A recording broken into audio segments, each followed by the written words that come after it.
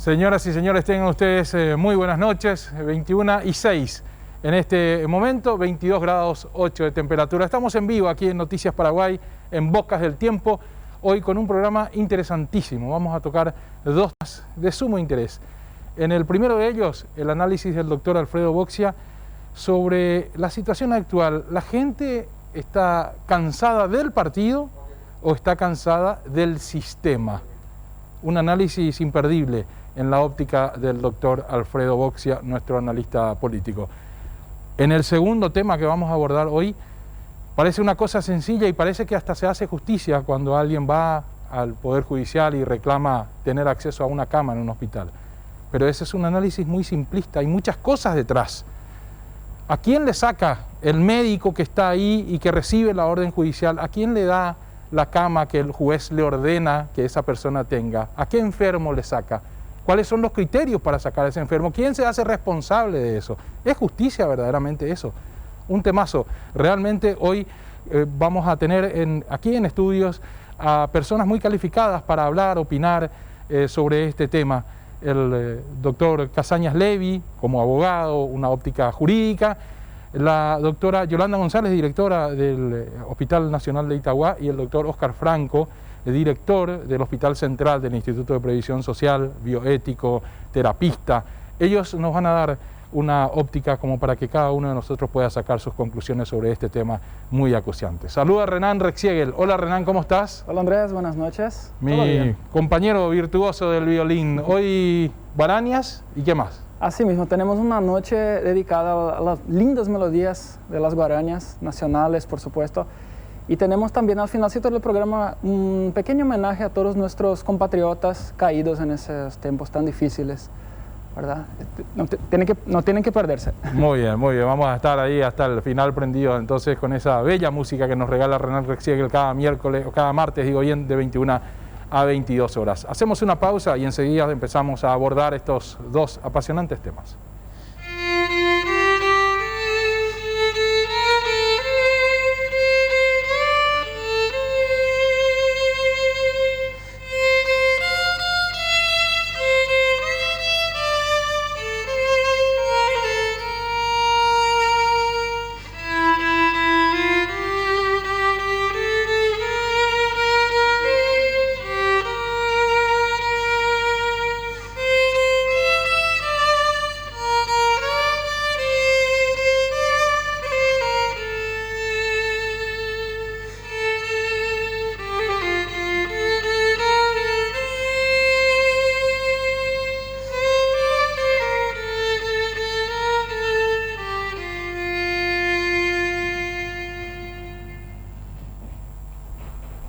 Qué linda la guarania, doliente, especial para esta época. Doctor Boxia, muy buenas noches, Hola, bienvenido. Un gustazo, como cada martes, recibirte y aprender de tus análisis. Y escucharla, Renan. Escucharlo a Es un Renan placer también. siempre. Sí, señor. ¿Qué tal, Andrés? ¿Cómo estás? Bien, doctor. Estuve pensando sobre el tema que me sugeriste. Sí, señor. ¿Qué opinión te merece? ¿Cuál es tu percepción de lo que la gente realmente siente hoy? ¿La gente está cansada del Partido Colorado o del sistema? O del sistema.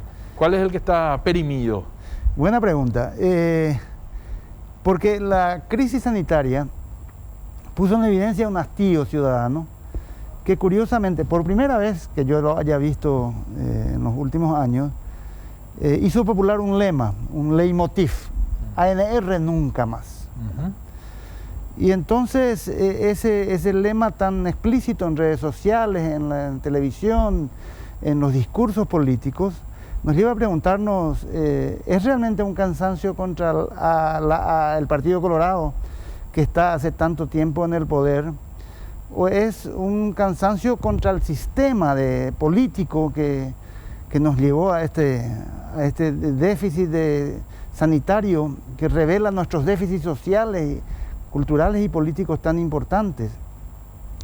Y uno podría decir, bueno, le explotó en las manos a Mario Abdo una cuestión que viene de décadas atrás.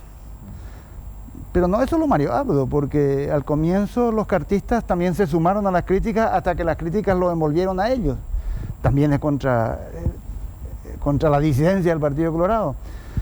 y también es contra la política en general, o sea que es mucho más amplio y abarcante ese cansancio que simplemente Mario Abdo. Ahora, doctor, decís vos,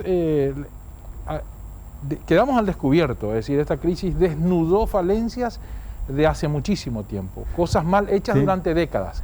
Y en esas décadas fue el Partido Colorado el partido dominante, con una breve excepción 2008-2012 del Partido Liberal con Lugo a la cabeza como oposición y una suelta alternancia después de 70 años.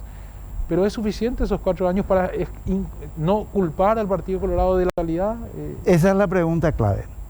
Porque, por un lado, hay una percepción ciudadana de que no podemos seguir igual. O sea, que acá se está terminando un modo de gestionar, de administrar, de distribuir los bienes y servicios del Estado. Sí. Esto no puede seguir así. Ahora, ¿es posible desvincular a la ANR de los errores de este sistema que nos lleva a este estado social y político tan catastrófico? Es una cuestión bastante compleja. Claro. ¿Es una praxis exclusiva del Partido Colorado? Buena pregunta también, pero partamos de algo en que estamos todos de acuerdo. Si seguimos así, si no cambia nada, habremos fracasado como sociedad, porque evidentemente esto no es lo que le podemos brindar a las generaciones posteriores. Ahora, la teoría nos diría que un partido que gobernó durante 70 años, salvo ese pequeño interregno esa pequeña arritmia histórica que fue el luismo, no puede deslindar sus responsabilidades muy fácilmente, porque de este sistema que el Partido Colorado fundamentalmente y hegemónicamente construyó y se benefició, tiene que ser responsable. En teoría, sí. Si queremos cambiar de sistema, hay que sacar al Partido Colorado del poder. Pero vos sabés, Andrés, que el Paraguay es catalogado como el cementerio de las teorías políticas y sociológicas. Sí. Y que si miramos un poco más atrás, vamos a ver que el Partido Colorado ya se enfrentó a una disyuntiva política muy parecida, en 1989, cuando fue derrocado un dictador que estuvo en el poder durante 35 años, pero no fue sacado del poder el partido que lo apoyó y del cual era presidente honorario y de facto durante todo ese tiempo. El Partido Colorado logró vencer esas primeras elecciones semilimpias del 93, pero todos los analistas de la época auguraban que la alternancia sería muy rápida, porque un partido que está tan vinculado al autoritarismo no podría seguir cuando las compuertas de las libertades públicas se abran. Se abrieron. Y curiosamente el Partido Colorado fue el partido que más rápido se adaptó a las nuevas reglas democráticas.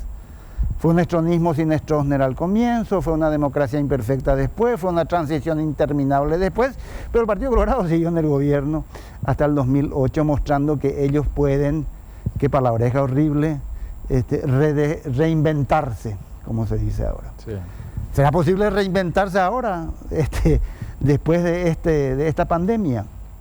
No lo descarto, conociendo a nuestro Partido Colorado. Ahora, ¿tienen los hombres para ello? En el 89 de repente... En el 89 tenían uno que fue ministro del Interior y que le dijo una vez a Tito Saguier: los colorados, con tal de mantener el poder, somos capaces de volvernos democráticos. Y tenía razón. Como un acto de... Ahora, está bien, si son capaces de hacerlo, adelante. Pero me temo que con los hombres que tienen hoy, hombres y mujeres de hoy, que no son los mismos de aquella época, el impulso sea el de huir hacia adelante, el de explotar, exprimir lo último que puede quedar de clientelismo, de la utilización de los bienes del Estado a favor del partido, de la corrupción generalizada, y conservar el poder. Pero allí, Andrés, creo que nos vamos a ir a la cuneta en corto plazo, tanto la ANR como el resto del país. Entonces lo que hay que mirar, y este es un lindo tema para algún otro análisis, y la oposición. Por eso digo. La oposición tendrá que ofrecer... ¿Los vicios son exclusivos del Partido Colorado o los que lleguen también van a cometer lo mismo? Siempre queda la esperanza de que sean algo distinto, de que sean una alternativa diferente. Es que tienen que demostrarlo, con candidaturas, con programas y con ideas que den consistencia a la necesidad enorme de la ciudadanía de tener un proyecto de vida distinto en el futuro. Y ahora, doctor, la llanura, cuando un gobierno pierde, un partido pierde el gobierno, pierde el poder y va a la llanura, generalmente en ese periodo se reinventa, aparecen nuevos hombres, surte un efecto positivo para la nucleación política. No sé si eso pasó en el Partido Colorado. Fue tan breve el tiempo que estuvo fuera del poder que quizás no haya ocurrido eso. De nuevo, Andrés, es el tema de las teorías políticas y su fin en el Paraguay, ¿verdad? Su cementerio de las teorías. Para empezar, quien gobernó tanto tiempo necesitaría un periodo más largo de llanura, claro, de purificación. El Partido Colorado no lo tuvo en el 2008. Se convirtió en una fuertísima oposición que ningún gobierno desearía tener, porque esos sí son los colorados, opositores terribles, y no tuvieron tiempo de purificarse porque vino un señor del mundo exterior y se compró el partido. Se convirtieron en otra cosa, el partido de Cartes, y se adaptaron, se divirtieron, hasta que se pelearon, y ahora yo no sé con qué nos van a venir. Lo que yo estoy seguro, Andrés, absolutamente seguro, que es el fin de una época. Que aquí hay que tener una lectura muy comprensiva de lo que va a pasar. Ojalá la tenga la oposición y tengamos una alternancia sana y un otro sistema distinto de gestionar los problemas del país. Creo que la ANR no está teniendo esa lectura inteligente.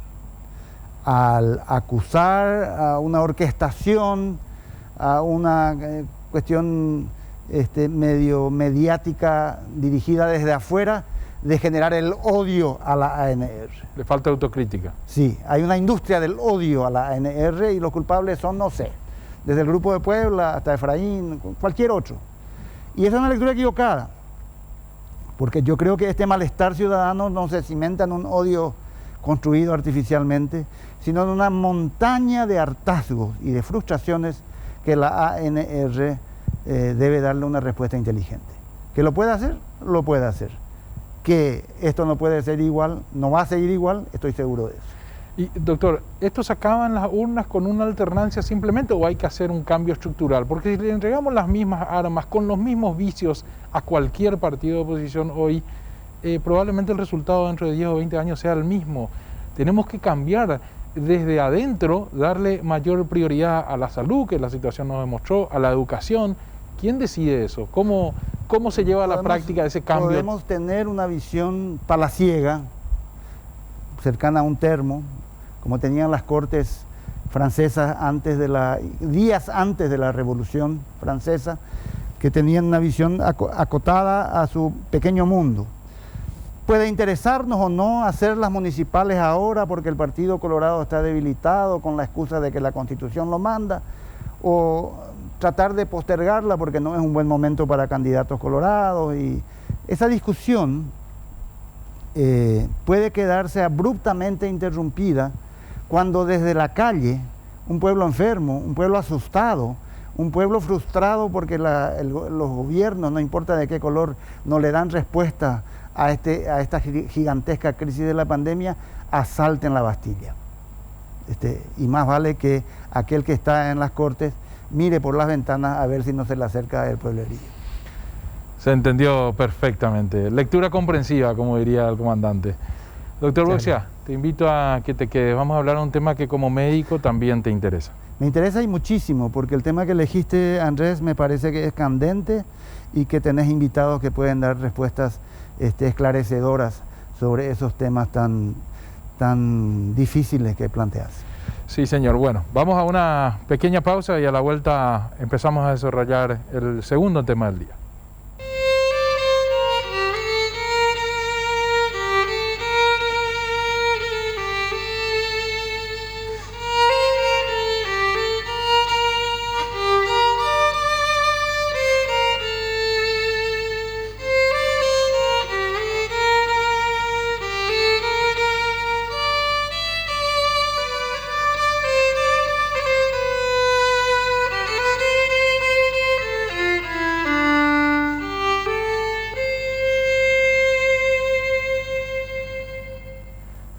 junto a mí, de Raquel y Demetrio Ortiz. Y junto a mí hoy están los doctores, abogado él, el doctor José Casañas Levy y el doctor Oscar Franco, director del Hospital Central de IPS. Buenas noches, doctores, muchísimas gracias por estar, nos honra la presencia de cada uno de ustedes. Gracias por la invitación. Buenas noches, gracias por la invitación.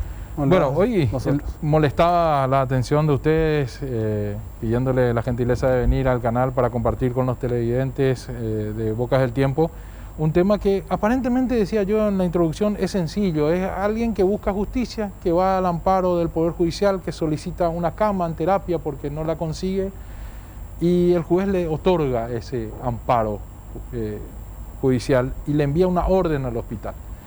A partir de allí tiene que seguir el análisis de los hechos. El médico lo recibe, tiene que dar curso a la orden judicial y no tiene camas.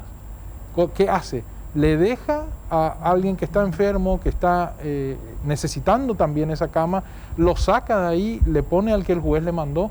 El juez es responsable si le pasa algo al que desplazó en la cama.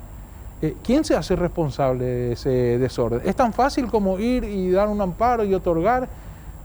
Tiene consecuencias y muchas. Por eso hoy queríamos invitar a gente del sector público, porque también está la doctora Yolanda González, directora del Hospital Nacional de Itagua, a quien ya saludo. Ella está a través del sistema de Zoom. Buenas noches, doctora. Es un gusto saludarle también y gracias por aceptar nuestra invitación.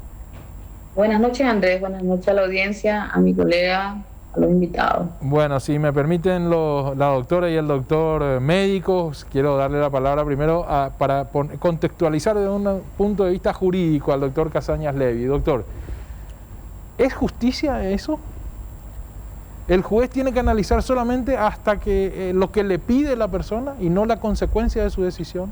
No, el juez está obligado a analizar toda la situación, ¿verdad? Por lo que vos estabas señalando antes, claramente se presenta un conflicto, ¿verdad? Un conflicto, y hay que recordar que en un Estado de Derecho como el nuestro, no hay derechos absolutos, o sea, no hay ningún derecho que no tenga límites, ¿sí? Entonces, existe un conflicto claramente entre el prestador, muchas veces, ¿verdad?, y el que reclama esa prestación. Entonces, el juez, cuando recibe una petición como esa, recordar también que el amparo es una garantía constitucional, lo cual significa es una herramienta que la Constitución contempla para un ciudadano que no tiene tiempo de iniciar un juicio, de recurrir a una instancia ordinaria. Entonces le da la posibilidad de ir directamente al juez, decirle que está en una situación de emergencia, de estado de necesidad, de urgencia, que no puede esperar una solución larga. Y le tiene que señalar que alguien del sector público o del sector privado está realizando algún acto o está omitiendo algo que afecta a un derecho constitucional. O sea, la cuestión no es tan simple tampoco, claro, ¿verdad? Es una herramienta, pero tiene muchos requisitos. Ahí se presenta el primer elemento de debate para el juez. Porque generalmente la persona que va ante un juez le dice, este es un tema urgente. Entonces yo necesito que usted, como medida de urgencia, se llama la figura, de entrada le ordene que me reciban en tal lugar. Después se debate la cuestión de fondo. Exacto. Ahí ya hay un pequeño conflicto, porque en este tipo de casos la cuestión de fondo es también la medida de urgencia. Claro, lo cual no debería ser. Lo cual no debe ser, porque el amparo no está previsto para esa situación. No puede agotar la cuestión. Claro. Lo que pasa es que ahí el juez se encuentra con una realidad durísima, ¿verdad? Y eso también, el juez finalmente es un ser humano que tiene que administrar esos conflictos. Y se encuentra con alguien que está con una necesidad urgente, donde su vida puede estar en riesgo, y tiene por otro lado la disyuntiva, si yo resuelvo esto, estoy resolviendo ya lo que finalmente tengo que hacer, una sentencia, ¿verdad? Esa es la disyuntiva, claro, en la que se encuentra. Hoy la realidad nos dice, y los doctores seguramente van a indicarnos en qué proporción, que muchísimas veces el juez ordena que se haga ya la medida de urgencia. Entonces, claro, estamos en un conflicto no sencillo, muy complejo, porque lo otro que vos señalaste, y que después lo podemos volver a conversar, es, bueno, ¿qué hace la persona que recibe una orden judicial bajo amenaza de desacato si no la cumple, claro, que es un delito, exacto, ¿verdad? pero en realidad la circunstancia le impide, ¿verdad? Porque hoy la información que nosotros tenemos es, no existe internación, no existe posibilidad de internación. Ese es el segundo conflicto del otro lado, del que recibe esa orden. Exacto. Y ahí, doctora Yolanda, usted recibe la orden judicial, va la persona con el juez, ¿usted tiene, no tiene camas? Si no tiene camas, ¿cómo hace para no caer en la figura del desacato, hacerle lugar a esa persona y no dejar a ningún paciente que ya está previamente internado al aire? ¿Cómo se hace? El tema es que los amparos son directamente para una cama en la terapia intensiva, ni siquiera es para una internación. Correcto. Y ahí empieza el problema. La mayoría de los pacientes, o el 99% de los pacientes, están en la terapia conectados a un respirador. ¿Cómo decidir hacer un lugar o poner o fingir hacerlo? De hecho, ¿verdad? Porque podés poner una cama y dejarle ahí y decir yo cumplí. Pero acá significa poner un lugar y significa desconectarle o elegir a una persona, ya que nosotros no disponemos de un lugar. Exacto. Bueno, ¿y cuál es la experiencia que tienen ustedes hoy en esta situación? Porque sabemos que esto se da hace bastante tiempo y quizás 2 años atrás, 1 año y medio atrás, era tolerable porque había camas. Pero hoy, en la situación actual, cuando justamente todo el país se debate por una cama, esto pasa a ser algo realmente acuciante para los administradores de los sistemas de salud, como lo son ustedes, directores de hospitales. Esto cambia porque siempre hemos hecho caso a los amparos de una medida de urgencia, incluso por diversos motivos, pero por otras patologías más comunes. Pero ahora, cuando hay una lista de espera, que ustedes saben que a veces llega a más de 100 por un pedido de terapia, con un amparo, nosotros no podemos ni siquiera, y por eso yo le pido al mismo juez que acompañe y que tome la decisión con nosotros a ver a quién le desconecta. Porque aquel médico que está tratando, que está trabajando con los pacientes, está sufriendo el mismo estrés y tampoco vamos a poder decidir a quién sacarle. Cada paciente que está tiene una familia, esa familia con la esperanza de que su paciente salga vivo, y nuestra función como médicos es salvar la mayoría. Ahora, un amparo trata de obligarnos a hacer una cosa que nosotros no podemos hacer, que es sacarle la vida a otros, en este caso, y hablo específicamente del COVID. Doctor Franco, usted está al frente de un hospital que es el Hospital General de IPS, Hospital Central. Ustedes tienen incluso otra realidad más, que administran fondos de gente que está asegurada, y este es un problema también que arrastra bioética, porque en un momento dado hay que decidir.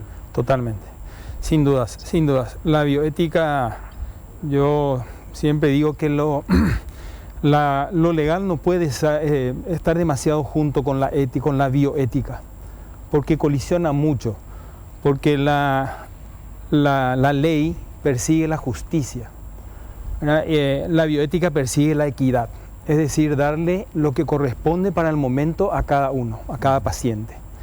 Entonces, nosotros estamos constantemente mucho más tomando decisiones con principios bioéticos que con principios de justicia pura, de justicia pura, de que un individuo tiene el mismo derecho que el otro.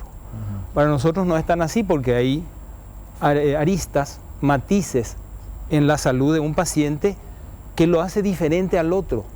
Y ahí es que tenemos que elegir con los principios bioéticos a quién corresponde dar prioritariamente un lugar, una cama, un respirador. ¿Usted está en el Comité de Bioética del IPS? Yo estoy en el Comité de Bioética del IPS. Cuando debaten este tipo de cosas, ¿por qué se inclinan? ¿Cuáles son los criterios? Los principios bioéticos son 3, básicamente. El principio de justicia, que tiene que ver, que es diferente, depende de cómo uno lo mire, el principio de autonomía y el principio de no maledicencia o beneficencia, ¿verdad? No hacer mal, primo non nocere, ¿verdad? Es diferente cuando uno maneja fondos que son de una comunidad, y en ese caso el principio prioritario debe ser no el de autonomía, es decir, uno puede decidir con su cuerpo qué quiere hacer con él, y manifestar eso al médico o a cualquier otra persona: yo no acepto este tratamiento y yo prefiero morir. Eso es una cuestión de autonomía y hay que respetar, porque es una persona en su sano juicio, ¿verdad? Sin embargo, cuando se manejan fondos que son de la comunidad, como en este caso de una comunidad de aportantes, se tiene mucho en cuenta el principio de justicia distributiva, porque el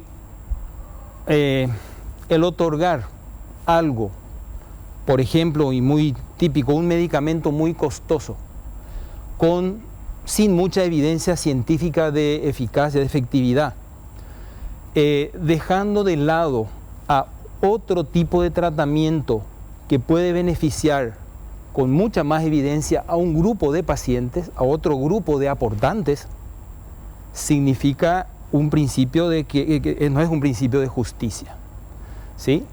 Entonces ahí el principio de autonomía se rige, es el primero y el prioritario cuando uno utiliza sus propios medios. Es decir, yo no dependo de la comunidad y yo decido, me ponen en un respirador y lo compro el respirador si hace falta. Es mi dinero y yo hago con él lo que quiero. Entonces ahí es siempre... Pero la bioética también va mucho más, ¿verdad? Va mucho más porque persigue también y muy claramente la muerte digna. Sí, ¿sí? Ese es un tema que al que quiero apuntar porque hay casos muy específicos, doctor. Y quiero volver ahora con la doctora Yolanda González, directora del Hospital Nacional de Itagua, que tiene la gentileza también de estar con nosotros esta noche. Le escuché decir, doctora, que usted prefiere compartir con el juez la decisión de a quién sacarle. ¿En la práctica tuvo ocasión de hacerle llegar a algún magistrado la situación personalmente? Sí, mis colegas y yo hemos recibido recursos de amparo, pero de imposible cumplimiento. Nosotros manejamos casi 200 pacientes en este momento, de los cuales 90 están en la unidad de terapia intensiva. Imposible es que uno reserve una cama, que uno de repente tenga una solicitud de amparo de urgencia de ingresar a un paciente.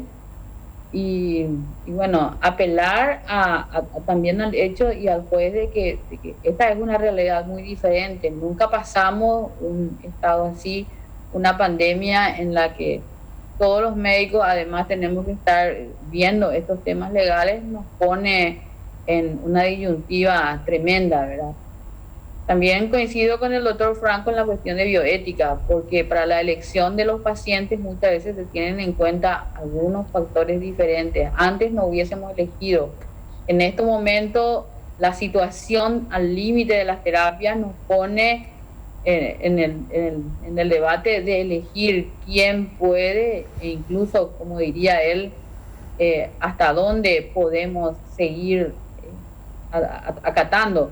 Tuvimos esta semana 3 pedidos de amparo para ingreso de pacientes en UTI y no pudimos dar respuesta. Así de simple. No podemos. 3 tuvieron, doctora. 3. ¿En la semana, dijo?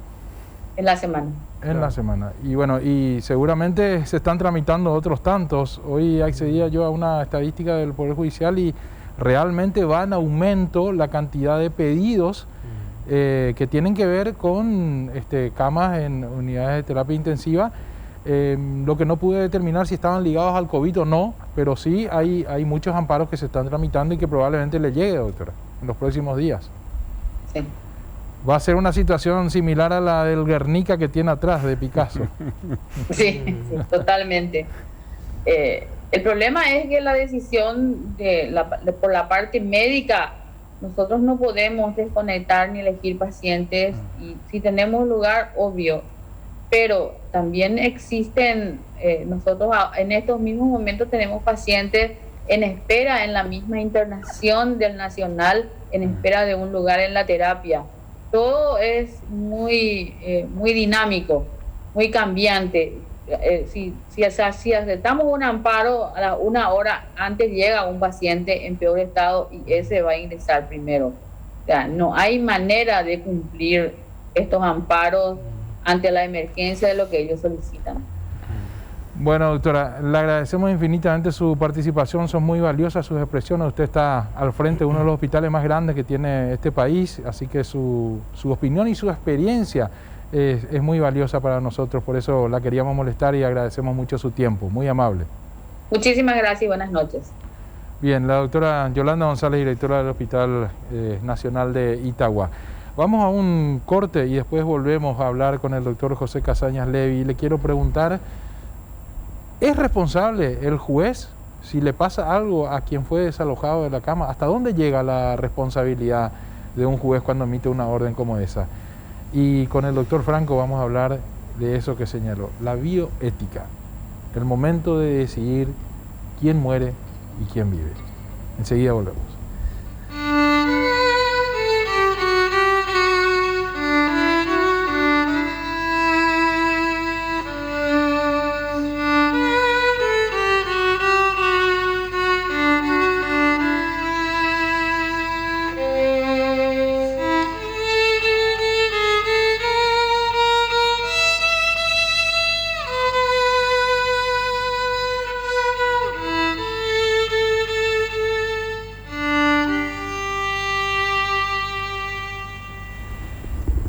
Bien, bella música, un martes a la noche a esta hora más tranqui, del violín de nuestro amigo Renat Rexiegel, eximio violinista. Doctor José Casañas Levy, ¿hasta dónde va la responsabilidad de un juez? Imaginemos el peor escenario. Sí. Una de las cosas que me dejó pensando de la intervención de la doctora es que es muy frecuente en Paraguay que el canal de la justicia corra por un lado y el canal de la realidad corra por otro lado.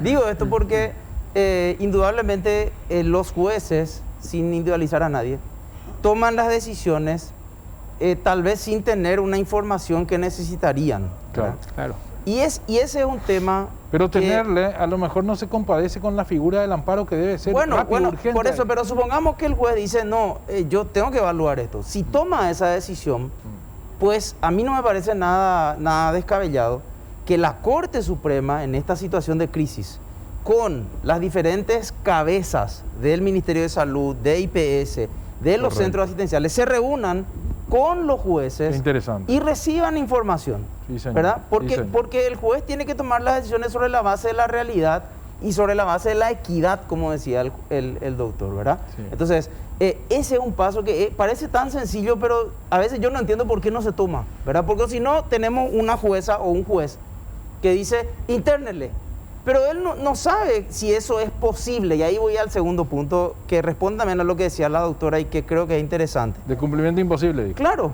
jurídicamente, a mí me pueden amenazar de 1000 procesamientos por desacato, pero si yo no tengo la posibilidad real, yo no puedo ser imputado por desacato. Claro. Y eso es algo que tampoco hay que olvidar. O sea, yo puedo cumplir algo que puedo hacerlo en la realidad, pero como dice la doctora, ¿yo a quién le desconecto? No, es que no se trata de eso. Y además el juez va a decir, y ahí voy a tu pregunta, el juez va a decir, no, pero yo no te dije que le desconecte a este o a este. Ese es tu problema. Es que no es así, ¿verdad? Cuando el médico tiene que tomar esa decisión, pues entonces no tiene opción. Y no puede cumplir la orden. No puede hacer las dos cosas. Claro, porque no tiene posibilidad de hacerlo. Pero doctor, es muy interesante, por eso siempre es bueno invitar a gente que tiene más de 2 dedos de frente.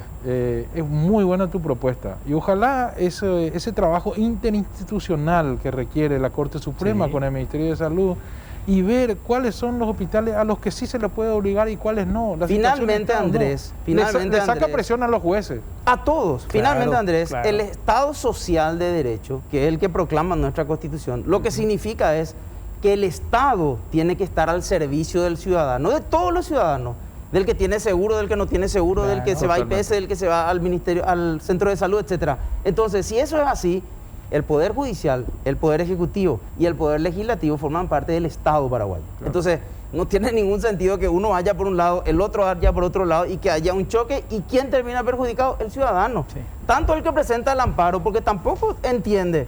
El que presenta el amparo dice, bueno, ¿qué puedo hacer? se está muriendo mi hermano, mi papá, Claro. mi mamá, voy a hacerlo. Él no tiene por qué Él ve cargar con su ese derecho. conflicto, él tiene derecho a pedir. Claro. Pero la responsabilidad del Estado es decir, señores, esto se maneja de esta manera. Perfecto, muy, muy interesante. Ojalá estén escuchando las Sí. autoridades y puedan hacer, no es demasiado complicado tampoco Claro. llegar a ese estadio. Doctor Franco, usted me habló de teoría cuando yo le pregunté cuáles son los criterios. Me habló de 3 puntos que figuran teóricamente dentro de la bioética. Para hablar mal y pronto, para que la gente tenga una idea de qué significa eso en la práctica. Si yo tengo una persona de 70 años, tengo una persona de 40 pero con comorbilidades y tengo un joven, ¿cuáles son los criterios que tengo para decir, bueno, lo saco a este porque tiene menos probabilidades de vivir o porque ya está hace mucho tiempo? O ¿cuáles son los criterios en la práctica? Sí. El criterio tiene que ser el de justicia bioética, ¿sí? Tiene que ser el principal, porque ahí no podemos todos, a no ser que uno de los 3 o 2 de los 3 hayan decidido decir yo renuncio al tratamiento, entonces te queda uno solo. Pero si los 3 dicen no, yo tengo derecho también, Claro. entonces Que es lo más probable. que es lo más probable. Lo que va a ocurrir es que el médico, y si es que hay tiempo, el comité de bioética va a analizar la situación y va a ver cuál de los pacientes, cuál de esos individuos tiene mayores probabilidades a la luz de la ciencia médica.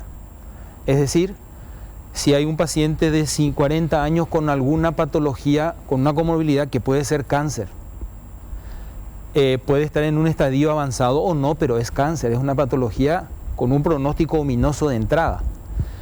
El otro tiene 70 años y probablemente ya no tenga la vitalidad de uno de 30, previamente sano, y que probablemente los 3 requieran terapia intensiva, pero el joven lo requiere por un traumatismo, un politraumatismo, un accidente muy común en esta época, y que tiene buen pronóstico en jóvenes.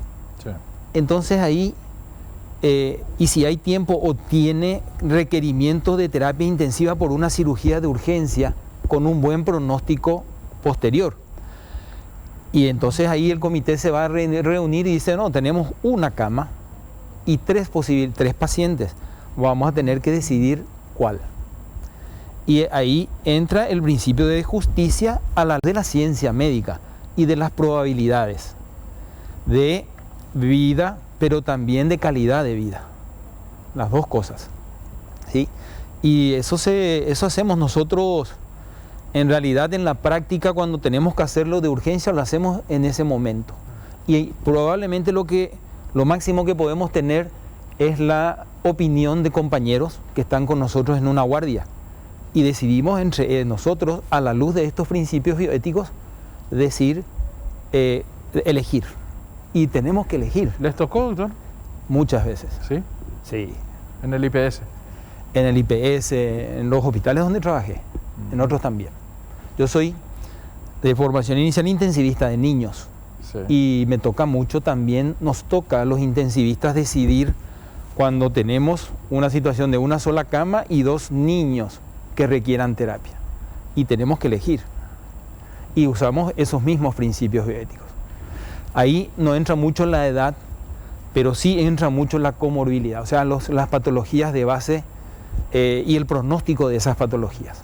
Y fundamentalmente también la calidad de vida previa del paciente, como en el sentido de que pueden haber algunos pacientes con daños cerebrales. Entonces, siempre entre lo que marca mejor el pronóstico y hace que se decida una situación es también la calidad del sistema nervioso. El sistema nervioso central. Claro. ¿Sí? Un paciente inconsciente o un paciente con una parálisis cerebral infantil, en una situación muy crítica, muy grave, ¿verdad? que no tiene mucho retorno porque es una patología degenerativa, una patología crónica neurológica, no recuperable. El cerebro no se recupera en ningún caso.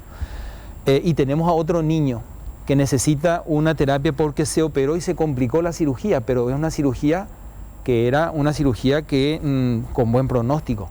Entonces tenemos que elegir. Existen criterios también en terapia intensiva, de prioridades. Dentro de la bioética también existe lo que se llama la muerte digna. Sí. Y, es decir, aunque ya el caso que usted narró haya muerte cerebral, igual el ser humano tiene el derecho de morir dignamente. Claro. El tema es que nosotros como médicos, y somos seres humanos, tenemos que reconocer que tenemos límites. La ciencia tiene límites. La ciencia médica tiene límites que no pueden ir contra las ciencias naturales. Entonces, requiere mucha autocrítica en el sentido de decir, bueno, hasta acá llega la ciencia con este paciente. Hacer más que esto significa encarnizamiento terapéutico. Encarnizamiento terapéutico. Ese es el término. Y el encarnizamiento terapéutico significa sufrimiento del paciente, sufrimiento inútil, porque las probabilidades a la luz de la ciencia médica son escasas, muy escasas. Entonces ahí es lo que uno tiene que decidir. El siguiente paso es un acto basado en la bioética que se llama limitación de la terapéutica. Es decir, uno tiene que decidir, hasta acá llegamos con este medicamento para mantener la presión, más de esto no podemos, entonces no vamos a seguir subiendo esa dosis porque es inútil. Y ahí llega entonces el tema de la muerte digna, es decir, muerte digna es la muerte humana, o sea, llegar al final de la vida lo más, no sé si confortable es la palabra, pero con el menor sufrimiento posible. Claro. Así es. Bueno, un tema muy denso, realmente el que tuvimos hoy, ¿verdad? Es un tema, pero es real. Sí. Y nos está pasando, estamos pasando por eso como sociedad.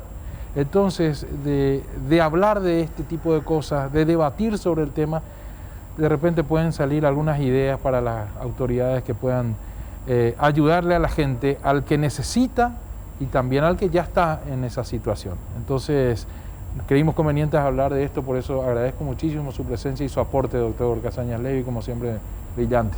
Siempre un gusto, Andrés, compartir contigo, un placer. Doctor Oscar Franco, muchas gracias. Muchísimas gracias por venir, agradecemos mucho su visita, su tiempo y su conocimiento. Compartir lo que usted ya vivió y sigue viviendo como experiencia es muy valioso también. Muchas gracias, muy amable, a las órdenes cuando quieran. Y hoy queríamos, como dijo Renan Rexiegel al inicio del programa, rendir un homenaje a todos nuestros compatriotas que han caído, que no han pasado esta pandemia como tenemos la suerte de hacerlo nosotros y muchos de nuestros familiares. Muchos quedaron en el intento. Y como decía Sicinio, aquel griego del siglo I, en el epitafio a su señora, mientras vivas, brilla, no sufras por nada en absoluto. El tiempo es corto y el tiempo todo lo reclama. Buenas noches.